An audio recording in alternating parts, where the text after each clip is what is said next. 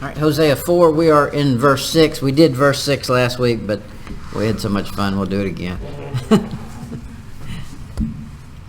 Hosea 4:6. Now this is a famous, if you're in any kind of a Bible preaching church, they'll hit this one. They should. It's a famous verse. My people are destroyed for lack of knowledge. Because thou hast rejected knowledge, I will also reject thee, that thou shalt be no priest to me, seeing thou hast forgotten the law of thy God. I will also forget thy children. This, of course, he's referring to the nation here of Israel, not Christians. However, we can reject knowledge too. Many do. In this day and age, knowledge is so readily available. We should just be brilliant. I mean, we should all be great Bible scholars. Look at the thousands of years, well, not that many thousands, but hundreds of years that have gone by of Christians who have dedicated their lives to studying and putting out the info from the Bible, and it's just at our fingertips. And we usually just don't care. Like what somebody asked a little kid if he knew what apathy was. He said, I don't know and I don't care. That's apathy. That's it. That's our age. That's our age. This has always been a problem. Now in our passage here, he's directing it directly at the priest. There's some wicked priests out there that he's laying the blame for the nation's downfall on. And it usually goes that way. Now, it's not that the people were great and the priests were bad. No, the people were bad, just like people always are. But it was not the job of the priest to take the temperature of the people and decide what his stand was going to be. The priest had a stand directed from God that he was supposed to take. And when he refused to do that, God said, okay, you want to be just like the people, I'll make you just like the people. He's levied a harsh curse against this. In this verse, he says, I'll forget your children. That's a harsh punishment there. The priest's job was to keep knowledge. He says, for the priest's lips should keep knowledge, and they should seek the law at his mouth. We covered that last week. It's imperative that somebody have it. Now, they didn't have a full canon back there, so somebody needed to be in charge of, hey, this is where the books are. And now a priest back then was in charge of more than just theology. That's what we would think. But no, he had to be a medical doctor.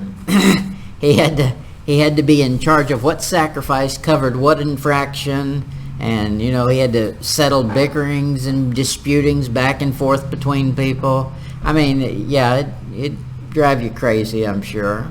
However, they got some special privileges, too, from God that was just for them. And in a minute, he's going to take that away from them. He said, you rejected me. He said, because thou hast rejected knowledge. They rejected it in their own position. That was their job. Their whole job was to know. They were to be the knowledge bank. And he said they refused the one thing I told them was their job. So what good are they? None. In 1 Samuel chapter 2, verse 12.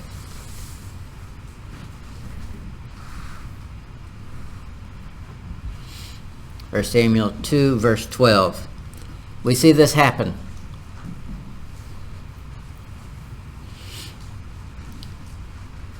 It says, I didn't get you the verse, the lamp of God went out in the temple here, and Eli didn't do anything about it. Now you would think, just a cursory reading of that, you'd think, well, there's nothing he can do. He didn't control the light. That was whether God showed up or not. But he should have been out there begging him to show up. He should have known there was a drastic problem and done something. But he wasn't going to do anything about that, and God said, okay, I'm not going to do anything about your boys either. Oof. Here it is, 1 Samuel 2, verse 12. Now the sons of Eli were sons of Belial, that is, of the devil. They knew not the Lord. Well, Daddy knew him, just didn't care. It wasn't that important to Daddy. He said, I just let the lamp go out, don't worry about it. He said, if somebody really needs to know something and they come ask me, if the conversation comes up, then I'll tell Samuel what he needs to go say. Say, hear my Lord, Going through the motions. Look at verse 17, 1 Samuel 2:17. Wherefore the sin of the young men was very great before the Lord, for men abhorred the offering of the Lord. Whew. Now it's not, sin never stays neutral. They think, I'm having fun, let me have fun. Well, it doesn't stop with you. It always affects somebody else. And here, they've done something that's causing all of Israel to hate God. If that's what God's thing is about, then I don't even want to go down there and associate with those people. Now you hear people say, I don't want to go to church because I don't like the hypocrites. But they don't mind the hypocrites at the gas station and Walmart and every other place they go. However, there may be an element of truth in that. I mean, Christians should be different than the rest of the world. And it should show up in an atmosphere. I don't mean you got to say it and you got to go, hug everybody you see. That's not me either. But there should be a spirit that can be felt. The old song says there's a sweet, sweet spirit in this place. You're almost afraid to sing that nowadays. Look at 1 Samuel 4. 1 Samuel 4, verse 21.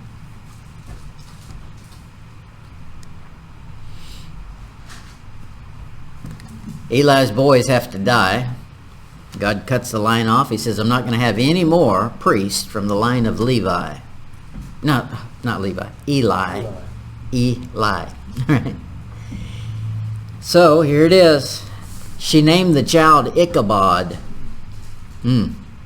saying, the glory is departed from Israel, because the ark of God was taken, and because of her father-in-law and her husband. God killed all three of them in one day, Eli and his two boys. Then the child comes out, and Mama's going to die herself, and she says, let's just name him what it is. There's no glory around here. He's cutting off the line. That's what he's doing. Now, Israel as a nation has experienced that. Right now, there's no glory of God in the nation of Israel. You can't go to Israel to find out about God. You got to go to the Bible to find out about God and get its teacher to teach you. The nation that was entrusted with the oracles of God have lost it, and they don't have access to it. God's cut them off. Hosea 4, verse 7. Hosea 4, verse 7. As they were increased, so they sinned against me. Therefore will I change their glory into shame. The they there is the children. As the children increased, the population grew. You know what they did? They grew sin. That was their favorite product. And we'll see in a minute, they were collecting sin, iniquity. Look at 1 Samuel 2 again. 1 Samuel 2.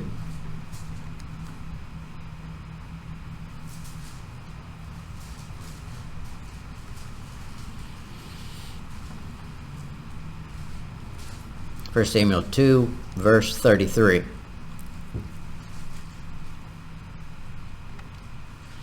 And the man of thine, whom I shall not cut off from mine altar, shall be to consume thine eyes, and to grieve thine heart.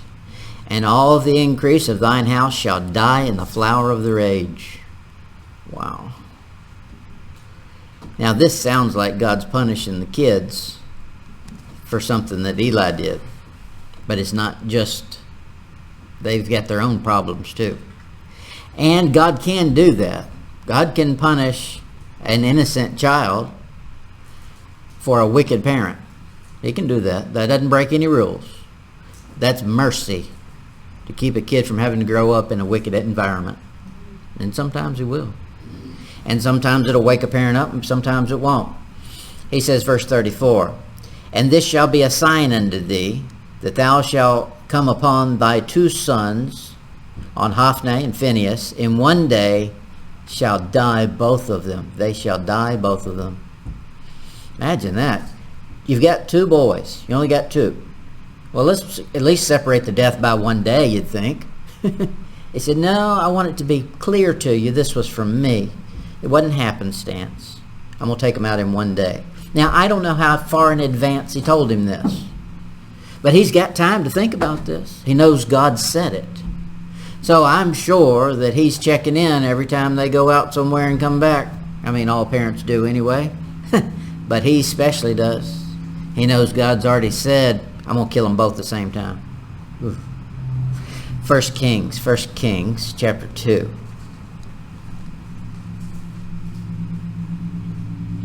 First Kings 2, verse 27.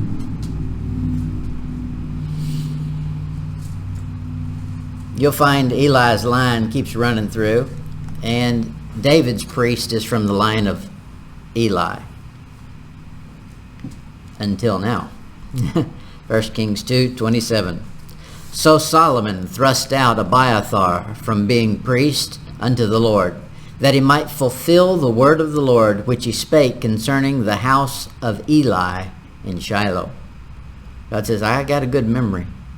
Now, that tells you something. God was being merciful that whole time and allowing a descendant of Eli's to be the priest for David for all those 40 years, running around in the wilderness, or, running from Saul, and then taking the southern kingdom, and then moving into the northern kingdom.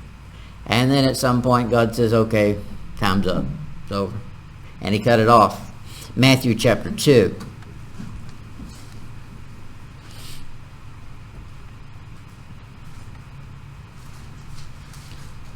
Matthew 2, verse 16. In Hosea, he's speaking not to an individual, but to a nation. And the children he's talking about is the people, the population. Matthew 2, verse 16. Sometimes he uses a cruel taskmaster to do it with. Then Herod, when he saw that he was mocked of the wise men, was exceeding wroth, and sent forth and slew all the children that were in Bethlehem, and in all the coast thereof, from 2 years old and under, according to the time which he had diligently inquired of the wise men. Ooh. Now, we think that is just tragic, and that's satanic influence, and it is. However, it's used by God. Let's keep reading. Then was fulfilled that which was spoken by Jeremy the prophet, saying, In Ramah was there a voice heard, lamentations, and weeping, and great mourning, Rachel weeping for her children, and would not be comforted, because they are not. God made a promise, and he keeps his promises. Now, he also keeps mercy for anybody who qualifies. So an individual didn't have to go through that. If they would just come to God and trust him for mercy and help, he would have helped them. But in a nation, he levies punishment against a nation, and it will come true. We sort of covered that in Romans chapter 11 is all about the branch. Israel was the branch, and I yanked them off, and I broke that branch and threw it in the fire, and I'll graft them back in. And you wild olive branch that I grafted in, you better mind your manners too, or I'll cut you off too. That's speaking to a nation. It's speaking Israel, and then it speaks of Gentiles, which is a people group, not necessarily one nation, but a whole group, a grouping of people, not individuals. Right now, a Jew is cut off as a nation from God. They don't know how to get to God unless they do this: refuse being part of the Judaism religion. They don't have any claim to fame. The only one that's got that is Jesus Christ. If you're not willing to get in there, you don't get in. So they'll have to forsake Judaism, what they thought was their claim to fame, in order to get in. A Christian right now has what Israel was supposed to have. He says it's supposed to make them jealous. Sometimes it seems like God's mean. Well, they deserved it. Think what they've done to him for thousands of years. Look at it in Jeremiah. Jeremiah 31:15. Here's the quotation.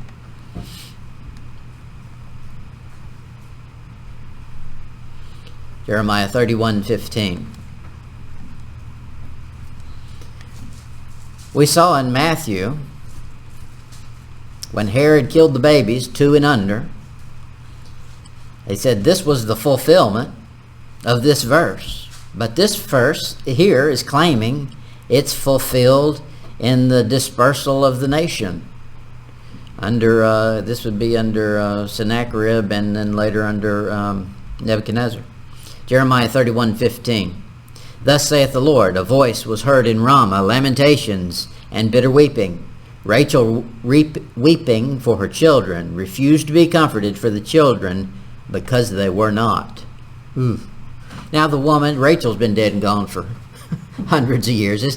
They're not talking about the woman Rachel. They're talking about the woman as in the, she's pictured as the nation. Nations are usually referred to in the female. And without a female, you can't have offspring. So they're responsible for all the peopling of a nation. And so there he's calling the nation by the name of Rachel. Hosea 4, look at verse 8. He's still talking about these children.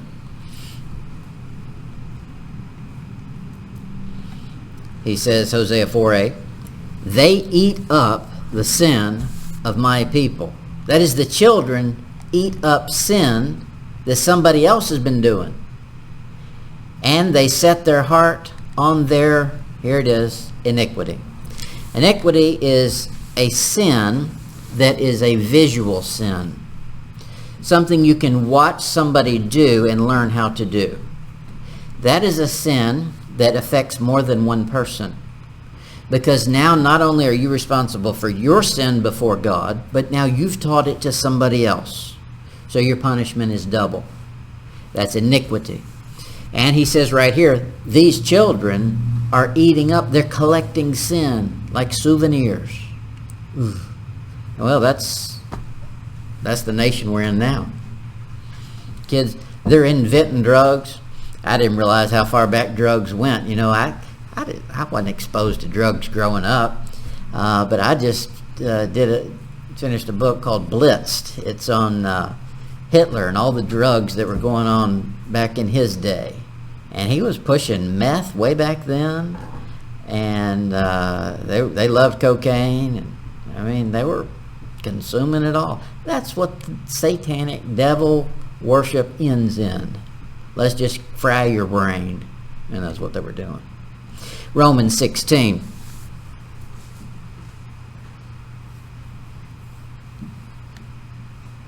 Romans 16, verse 18. The most dangerous thing to find is a wicked sinner who's a good faker.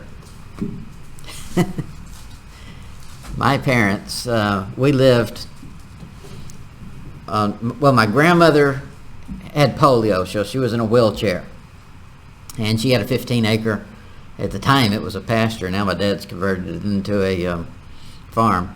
But it was a pasture, and he built a house just up the hill, a 40-foot hill. He got it up on a cliff. And he had to live right next door to us, so he could run over there and help her anytime she needed it, stuff like that. Well, she was always bringing, anytime anything was going down there, we could come down. She had a big pool. She had a big built-in pool for exercise, so we could always go swim. I didn't even like swimming because see, here's the thing. I got to get off this. Here's the thing. When I was a kid, they made me clean the pool. So the pool wasn't even fun. As soon as I left for college, she got one of those robots that runs around and does it. I might have liked the pool. You know? But anyway, she had classy friends. Rich, wealthy, classy friends. And anytime she would have a get-together or a party, my parents would not let us go down there. They said the worst thing you can do is be exposed to a nice, pious-looking crowd that's drinking and smoking because you think it's okay. Now, it'd be different if they were all wicked stoners and, headbangers. You would look around and say, man, these people are crazy. But the fakers is where the advertisers are. Romans 16, verse 18. For they that are such serve not our Lord Jesus Christ, but their own belly, and by good words and fair speeches deceive the hearts of the simple. Whew. I hate to say it, but the fight in America, I don't think, is so much for the minds and all that of the adults. We're kind of a no consequence anymore. It's the young people. The devil's going after them hard. Always has, but it seems like it's ramped up. Titus chapter 1. Titus 1 verse 11.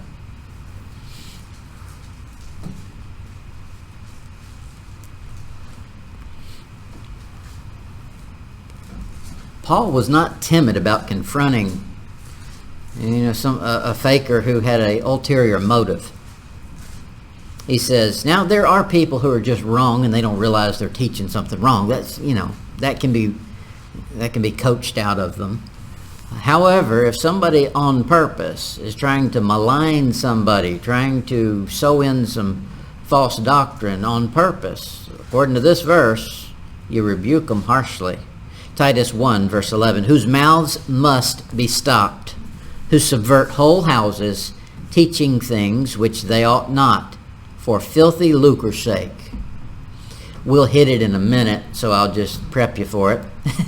One of the things that preachers don't preach on anymore, and I think it's for filthy lucre's sake, is this: alcohol. Because they're all drinking. Used to, you couldn't hold any position in a church if you drank. They don't talk about that anymore. They might have it in a creed somewhere that, this is our thing, but everybody's doing it, nobody cares.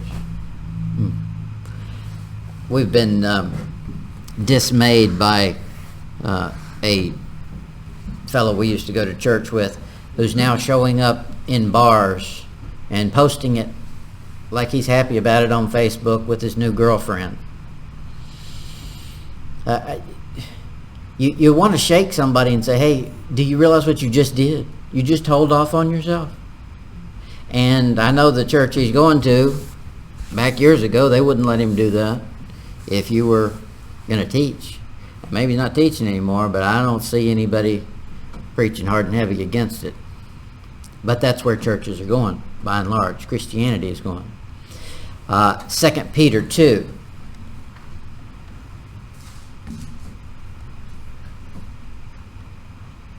2 Peter 2 verse 3. 2 Peter is, of course, a tribulation book, and I'm going to go ahead and give you a doctrinal application on this. 2 Peter 2 3. And through covetousness shall they with feigned words make merchandise of you, whose judgment now of a long time lingereth not, and their damnation slumbereth not. That tells you what's going to happen in the last days. Now, we'll be gone when this happens, but it'll be ramping up already. What they're going to do is the church markets the people as merchandise. Yeah. The church is going to be the facility that allows the Antichrist to come in and stamp them. That's making merchandise of you. Because the Oprah Winfrey preacher will get up there and tell them it's okay. Where I got my mark last week, and look, I'm just fine. And that's where it's going to go. Hosea 4 verse 9.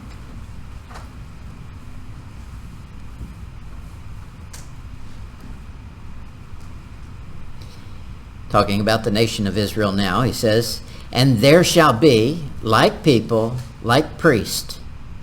That is, there ain't no priest. There's no distinction anymore. You're just peoples. He said you're all corrupt. And I will punish them for their ways and reward them their doings. Whew. Now, there should be some sort of a dividing line. The priest's job was to show holy and unholy, righteous, wicked. He was to be able to draw a distinct line in the sand for the people. He could walk into a house and say, you got leprosy in that house, see that spot over there? And know it. And they would do something about it. But when the priest isn't doing that, God says, I'm taking everybody's special gifts away. I'm taking away all the special privileges. You're all wicked. Nobody's identifying any sin. So it's just going to multiply. Jeremiah 5.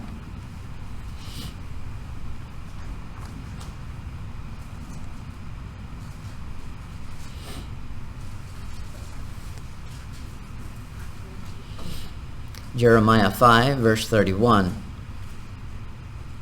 The prophets prophesy falsely, and the priests bear rule by their means. And my people love to have it so. And what will you do in the end thereof? So you got a bunch of false prophets and false priests out there. He says they're bearing rule by their own means. And that's what was going on in Jesus' day when he showed up. They'd made up their own rule books.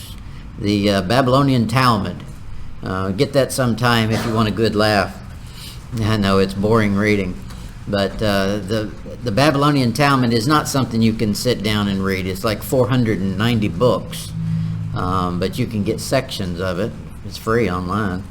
But that's just how insane they had gone. They wanted to overrule, I mean literally overrule everything. And so, the Old Testament is a big book, but it doesn't. It looks like a pamphlet compared to the Babylonian Talmud, and that's what people love. They love little nitpicky rules that they can get in good with this clique because they'll pay this guy off, and he'll do something that'll rub their back and scratch their. Malachi 2.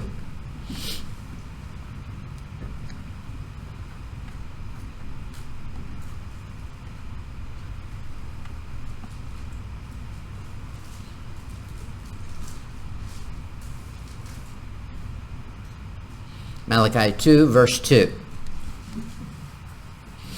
Malachi 2, verse 2.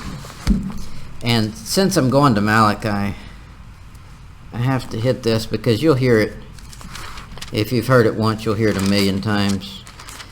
Preachers only know one thing that's in the book of Malachi. Yeah.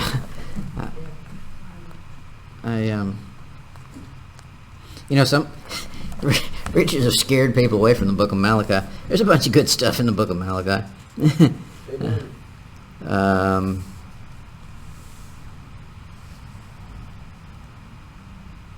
There's not any tithe around here. Malachi 2, verse 2. If you will not hear, if you will not lay it to heart, to give glory unto my name, saith the Lord of hosts, I will even send a curse upon you, and I will curse your blessings. Yea, I have cursed them already, because you do not lay it to heart. Now, he's talking to priests. Did I show you? Yeah, verse 1. And now, O ye priests, this commandment is for you. Okay, so he's talking to the priest. What was the blessing God was cursing? Their ordinary food. Didn't have any nutrients in it anymore. He was diminishing their ordinary food. How did they get food? By somebody sinning and bringing them a payment for it. So they just start making up things that, you crossed the street too early. There wasn't any crosswalk there. You owe me, 3 pork chops. That's right. I guess they didn't have pork chops. So, kosher pork chops. Now that's what they do now. You can make anything kosher if you just pay the right person to say a special little mumbo jumbo over it, and they call it kosher. God doesn't. Hosea 4, verse 10. Hosea 4, verse 10. The priest filling his belly was basically the benefit of being in the office. That's where he got his food. You'll find in the Old Testament, tithing was not money. Now, you could do a money offering if you chose to, but that was not going to cost you 10%. It'd cost you 15%. You're supposed to add the 5th part there too if you want to exchange it for money. So in the Old Testament, it would be a hard product, wheat, lamb, whatever, a real product that you used. That'd be back on the barter system. So when they corrupted themselves, God says, I'll tell you what, I'm going to shortcut this whole thing. I'm going to cut your legs out from under you. What you're getting in to eat. Eli and Hophni's problem with Phinehas there was they would say, we want to eat the food before it's even cooked. Well, it's just, I can't even imagine that. That's crazy. Raw food. I guess I could eat some sushi, but not much of that either. But he says, what I'm going to do is I'm going to corrupt your food. So what would have been a blessing for them, God says, I've already cursed it. You got it sitting in your nostrils. Same thing he did with them in the wilderness. He said, you don't like manna? Think about it. That's a miracle. Nobody had ever had manna before. God says, tell you what, y'all don't worry about going to Five Guys anymore. It's too expensive. Out here, I'll just drop down some angel food from the sky, and y'all have plenty to eat. And he said, I don't want you overworking, so on Saturday, don't worry about coming out and picking it. Pretty good deal. But you know what they did? They said, we're sick of manna. We loathe this light bread. Well, if it was white bread, I could understand. They said light. I don't like white bread. That's dough. Ugh. But he says, okay, tell you what, I know what you're lusting after. I'll just give it to you. And if you're not going to take my blessing and the miracle I give you and be appreciative of it, and you're going to stomp your feet and demand something else you claim is going to help you better, then I'll just give it to you till you're sick. And he did till it came out their ears. Oof. And see, God can hold a grudge. He can do it without being a sinner, not me. And we got to be careful because he's allowed to do that. Hosea 4:10. He says, for they shall eat and not have enough. They shall commit whoredom and shall not increase, because they have left off to take heed to the Lord.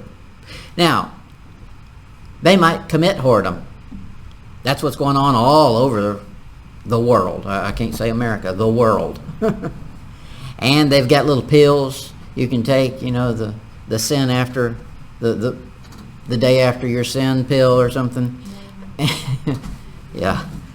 To eliminate what should be a natural result of intercourse.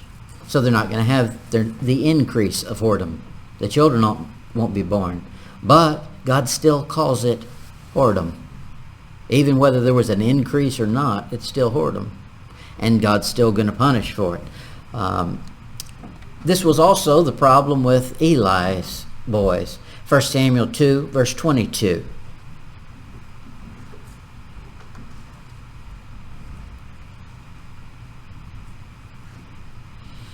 1 Samuel 2:22. The Bible has some absolutely harsh things to say. And God is very merciful if you'll submit to the harsh. But if you're not willing to submit to the harsh and you want to buck the harsh, harsh will come down.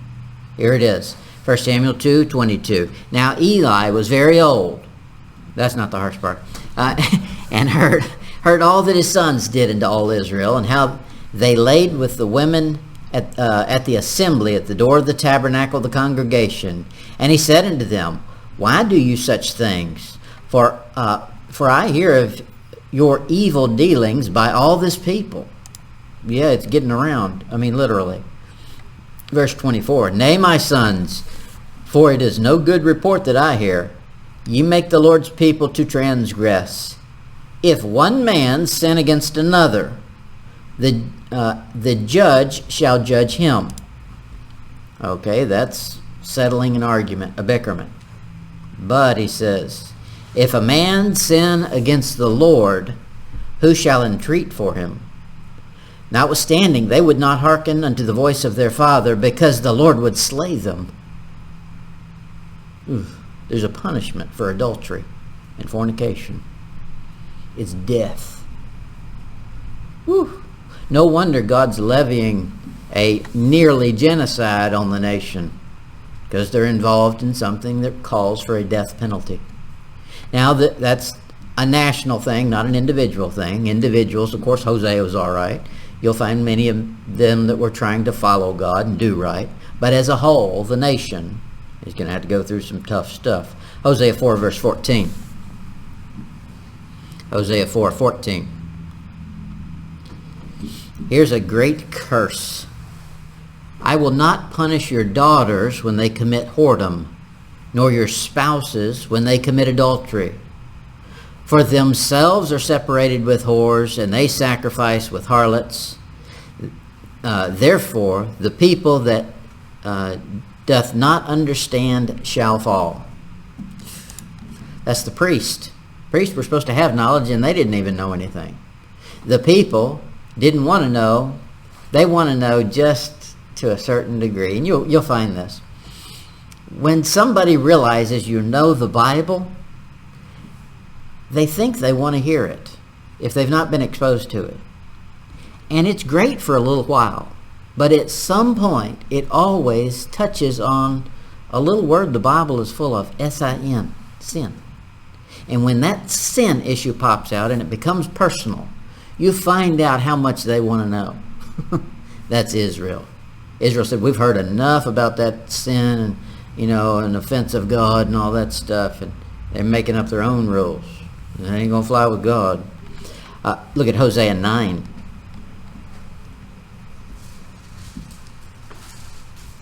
Hosea 9, verse 11. As for Ephraim, their glory shall fly away like a bird from the birth, and from the womb, and from the conception. Though they bring, I lost my place. Though they bring up their children, yet will I bereave them, that there shall not be a man left. That's scary. That's war. That's what that means. That means there's going to be some enemies coming in and taking the boys out. Now, it was supposed to be in the Old Testament. One man could put 10 men to flight. A Jew could put 10 men to flight. Warriors. But now it's going to flip. It's going to be reversed. God's going to devastate them this way. Exactly what Bill Gates wants. Population control. Yea, woe also to them when I depart from them. That says, I'm the only thing that's been keeping y'all alive, and you ain't been giving me credit for nothing, so I'm walking out. See how well you fare now.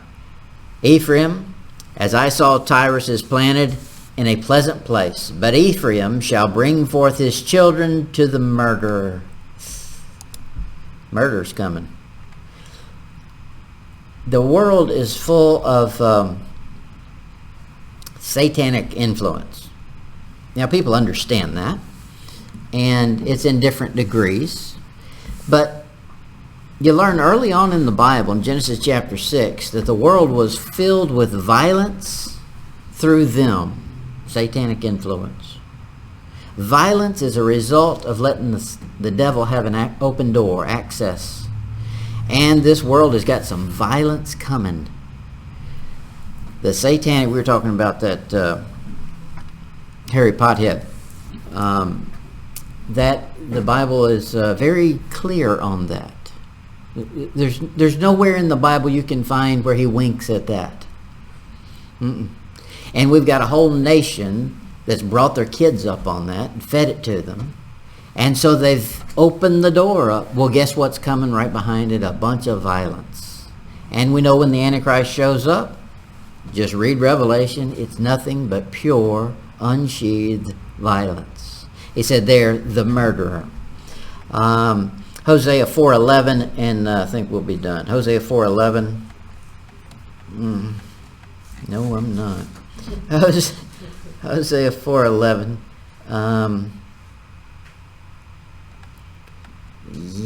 I'll start this and then we'll... Hosea 4:11. Two big problems that God cannot stand listed in this verse. You want to get some people mad at you? That's everybody's goal. If you want to take the temperature of a room, walk in and start preaching on these two subjects. Here it is. Whoredom and wine, and new wine take away the heart. There's no morals anymore, period. I mean, used to, even lost people had morals. Not anymore. He says, wine, that'd be fermented, and non-fermented, new wine, take away the heart. Well, how can you say there's something wrong with grape juice? And that's what he's talking about. Wine, that'd be fermented. New, that'd be like it's still in the grape. New wine, that would mean you were wealthy. You had money. You could have anything you wanted. That was a delicacy. And when a man multiplied with the things that it loses its value. You know, when you have something once a year or just on occasion, it's special. But when you got it nonstop, you know, but I was that way when I started working at the car lot. I used to like vehicles until I could drive any of them I wanted, anytime I wanted. And I was like, whatever. They're all cars. Rolling pile of junk. That's right. I remember I gotta quit. Okay, I'll tell one story. I was on the lot, and this guy was there. I was fresh on the lot. I didn't know anything. Still don't, but he was trying to get me to be a salesman, and I wasn't a salesman. I was just a person, you know. He was trying to turn me into some kind of salesman. So I'm looking at this same truck over here, and they want this and this, right? I said, well, so which one do you want? He goes, well, you try to sell me on yours. They're both a rolling pile of junk. Buy whichever one you want. So I never heard anybody say something like that. He got offended. Don't waste my time. But that's what happens when we get all that, you know, at our access. We could get anything we wanted. That's America. Aren't we a bunch of spoiled brats? Amen. And it says it takes away the heart. You don't have a heart for God anymore. When you need some things, you seek Him. And he's going to get in. We'll get into the wine thing here. This is an important subject to know. There is no way I can cover wine. I am right now on page 170 of page 193. So we'll get on wine next week. But you need to know this. This will be good information to stock away somewhere. I'm going to give you probably 90% of what the Bible has to say on alcohol. Its origins and everybody who interacted with it, what happened to them. And then, because people love to think there's nothing wrong with it. But they don't use their brain. They know there's something wrong with it. That's why they push it so hard. I don't know what other thing is in medicine. I know there's alcohol in medicine. But there's probably other things in medicine too, arsenic or something. I mean, there's other ingredients in there that you only take for a specific purpose, that you don't just sit around and imbibe. Okay, alcohol is an ingredient that goes in a medicine. It doesn't mean that you pick apart what's in your medicine cabinet and say, I like that ingredient. We're going to have that for dinner every night. And that's what they're doing. They take the passage in Timothy there, Paul telling Timothy to take a little wine for his stomach's sake. Okay, that's obviously medicinal. That was a medicine. And we'll cover that in more detail. I got to shut up or I'll start talking about it. Okay, we'll pick up there next week at Hosea 4:11.